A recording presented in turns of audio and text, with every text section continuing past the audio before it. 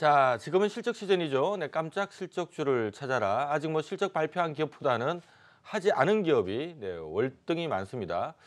실적 발표 안 나온 기업들 중에 요 종목은 좀 주목해야 될 것 같다. 어떤 종목들 보고 있는지 좀 들어보도록 하죠. 자, 인천 여우님, 실적 어떤 기업일까요? 네, 가장 깜짝 실적은 카카오입니다. 아, 카카오. 네, 작년 4분기에 카카오가 43억 영업이익 냈거든요. 근데 올 1분기에 요거보다 한 4-4배 정도 실적이 좀 영업이익이 좀 좋아질 것 같습니다. 근데 이제 4-4배 된다 하더라도 많지는 않아요. 아직 한 250억 분기 정도, 분기 한 250억 정도.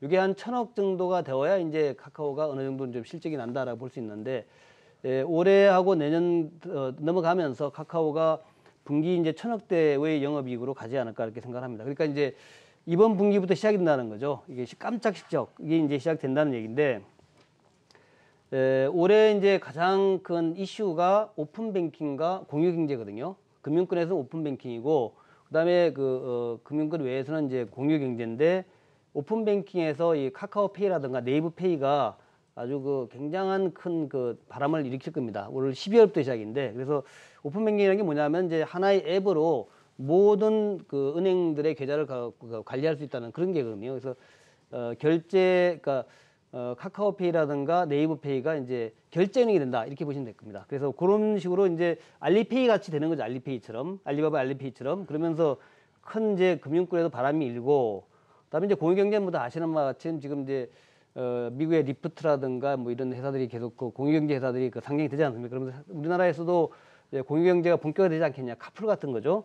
그런 식의 어떤 흐름에서 이 카카오가 어떤 미래 기업의 어떤 이제 헤게모니 이런 걸 잡아간다, 이런 데 칼자루 집어간다, 칼자루. 그렇게 보시면 될 것 같고, 특히 이제 가깝게는 지금 카카오톡에 보면은 카카오톡 안에는 이제 광고가 없지 않습니까? 네. 카카오톡 안에 광고를 지금 검토를 하고 있다고 합니다. 배너 광고가. 그렇게 되면 그것이 상당한 바람을 일으키지 않겠나, 이런 것들이 이제 올해 카카오의 급성장의 이제 모멘텀이 될 것이다라고 보고 있고요. 최근에 이제 어제 오늘 그저께 해가지고 주가가 좀 많이 올라오고 있습니다. 그래서 상당히 주목해야 될 모습이다 생각이 되고, 저는 대략 목표가 한 16만 원 정도, 지금 이제 주가가 11만 원대거든요. 16만 원 정도 보고 있고, 손절 라인 한 10만 원 정도 보고 이렇게 대응하시면 될 것 같습니다.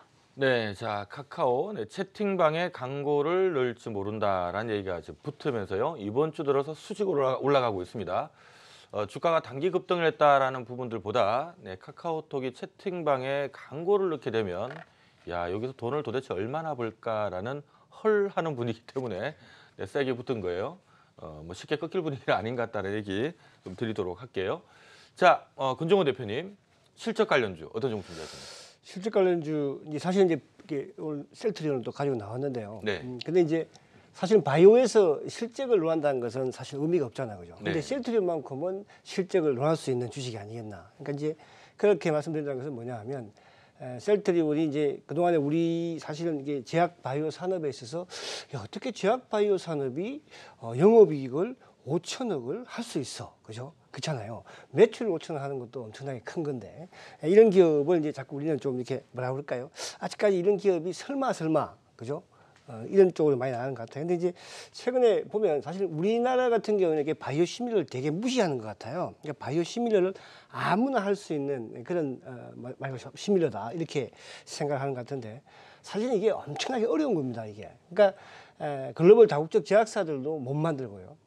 대한민국에서 말 그대로 항체 이 의약품에서의 바이오 시밀러를 만드는 회사 없지 않습니까? 그죠? 우리가 이제 삼성을 바이오 시밀러 삼성 에피스죠. 그러니까 바이오 시밀러를 만들지 못합니다. 그죠? 그렇게 하는 사실은 셀트리온의 바이오 시밀러, 이걸 우습게 보는데, 물론 뭐 언젠가는 또 성장을 하게 되면 커지겠지만, 저는 이렇게 생각을 해요. 오늘 이제 사실 이거 드려드릴게요. 유럽에서 이제 로슈가 1분기 실적 발표를 했습니다. 근데 로슈의 오리지널인 리툭산이 거의 약 39%, 38% 급감을 했어요, 매출이. 1분기 말입니다. 허셉틴 같은 경우에는 44%나 급감을 했어요. 그죠? 자, 어떤 미국의 존슨앤존슨 오리지널, 그죠? 지금 뭐 레미케이디아 벌써 장악을 했지만 20% 넘는 급감을 해요. 그래서 이 부분 자체, 그러니까 오리지널 존슨앤존슨이나 로슈는 셀트리온을 엄청나게 겁내는데, 그죠? 아직도 대한민국에서 시간이 지나기 전에 빨리 좀 우리가 이 회사에 대해서 연구를 하고 좋은 좀 주식을 좀 많이 좀 연구하자 이렇게 말씀을 좀 드리고 싶네요. 네. 네, 자 최근에 좀 많이 빠진 것 같더니만 또 금방 또 올라오고 있네요. 역시 실적이 받침이 되고 네, 미래의 먹거리가 확보된 기업들은 이렇게 항상 위기는 네, 기회가 되는 것 같습니다. 자 신학수 파트너님 또 종목 바로 들어보도록 하죠. 어떤 종목 준비하셨나요? 네, 실적 깜짝 실적이라면 그래도 IT 부품 쪽에서 나와야 될 것 같아요. IT 부품에서 좀 작은 종목이지만 탁 튀어 올라올 수 있고 안정적인 종목. 그리고 많이 내려 있으니까 원형 바닥을 딱 그리는 종목.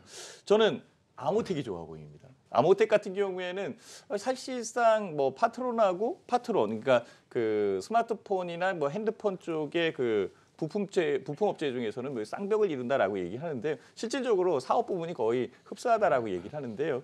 오히려 아모텍은 못 올라왔어요. 세라미칩, 뭐 안테나 부품 이런 거 부품업체는 맞는 그런 상황이고요. 최근에 GPS 안테나 잘 나가고 있습니다. 그리고 NFC라고 그 근거리 무선 통신을 하는데요. 이거는 저도 사용을 하고 있거든요. 스마트폰으로 띡띡 찍으면서 사실상 뭐 삼성페이도 사용을 하고 그렇게 사용을 하는데요. 실제 이 부분에서 실적이 꽤 많이 늘어나고 있는 그런 상황이에요. 그래서 근거리 무선 통신에 관련돼 있는 매출은 3배 이상 늘어나고 있는 상황이거든요. 그러다 보니까 실적이 늘 수밖에 없는 그런 구조에 있는 상황이고요. 1분기 매출액도 잘 움직이고 있고요. 오히려 영업이익 같은 경우에는 흑자 전환된다라고까지 얘기를 하거든요. 현재 가격이 낮습니다. 그러니까 작년에 5만 원 정도에 있었던 가격이 지금 2만 5천 원 정도까지 내려와 있으니까 많이 내려와 있고 내린 부분에서 바닥을 그리고 상승할 수 있는 그 여건을 만들어 가고 있거든요. 그래서 저는 이 아모텍 같은 경우에는 3만 2천 원까지 움직이지 않을까라고 이렇게 생각을 하고 있고요. 손절가는 23,500원을 제시를 하니까요. 그 부분에서 수익을 낼 수 있는 짜릿한 종목이다. 깜짝 실적이다라고 이렇게 말씀을 드리도록 하겠습니다.